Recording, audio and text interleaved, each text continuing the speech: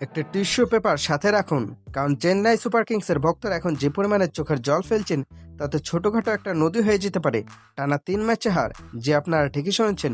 5বারের চ্যাম্পিয়নরা এখন পয়েন্ট টেবিলে নিচে বসে লুডো খেলছে।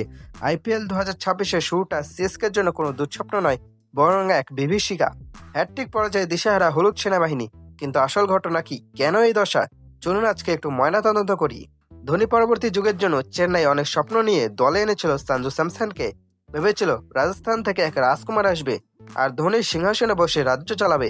কিন্তু হাই কপাল, প্রথম 3 ম্যাচে সঞ্জু রান কত জানেন? 6, 7 আর 9, মানে 10-এ পৌঁছাতে পারেননি। মাঠের প্রয়োজনে যখন হাল ধরার কথা, তখন সঞ্জু ভাই প্যাভিলিয়নের পথ ধরছেন এমন ভাবে যেন ড্রেসিং রুমে বিরিয়ানি ঠান্ডা হয়ে যাচ্ছে। সঞ্জুকে সত্যি ধোনির জুতোই পাগলাতে পারবেন, নাকি ধোনির সেই বিশাল জুতার ভেতর সঞ্জু নিজেই হারিয়ে গেছেন? প্রশ্নটা এখন কোটি কোটি ভক্তের। মাঠে ধোনি নেই আর গ্যালারিতে চলছে হাহাকার। ক্যামেরা যখন ডাগআউটের দিকে যায়, দেখা যায় থালা খুব শান্তভাবে বসে আছেন। কিন্তু ভক্তদের মনে একটাই প্রশ্ন, বাস আপনি কেন নামছেন না? চেন্নাইয়ের এই ছন্নছাড়া বোলিং আর ব্যাটিং বিপর্যয় দেখে মনে হচ্ছে একটা মরা হাতিকেও যদি মাঠে নামিয়ে দেওয়া হয়, সেও মনে হয় বর্তমান সিএসকে চেয়ে ভালো খেলবে। ম্যানেজমেন্টের কিছু অদ্ভুতের সিদ্ধান্ত আর সিনিয়র খেলোয়াড়দের এই অবহেলা মার্কা খেলা দেখে মনে হচ্ছে তারা আইপিএল খেলতে নয়, বরং পিকনিক করতে এসেছে। চেন্নাই সুপার কিংস মানেই ছিল ধোনি, আর ধোনি মানেই ছিল সিএসকে।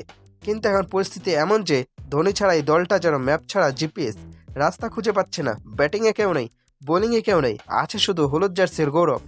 সিনিয়র খেলারা মাঠে এমনভাবে ফিল্ডিং করছেন যেন দেখুন মনে হয় তারা যোগব্যায়াম করছেন। ম্যানেজমেন্টকে সত্যি ভাবছে ধোনিকে ছাড়া তারা খিল্লাফতে করবে, নাকি এই ডুবন্ত নৌকাকে বাঁচাতে শেষমেশ সেই ক্যাপ্টেন কুলকেই আবার গ্লাভস সাথে নামতে হবে? তাহলে শেষ কথা একটাই, সিএসকে কি পারবে এই হারানো গৌরব ফিরে পেতে, নাকি সঞ্জু স্যামসনের এই ব্যর্থতার গল্প আরো দীর্ঘ হবে?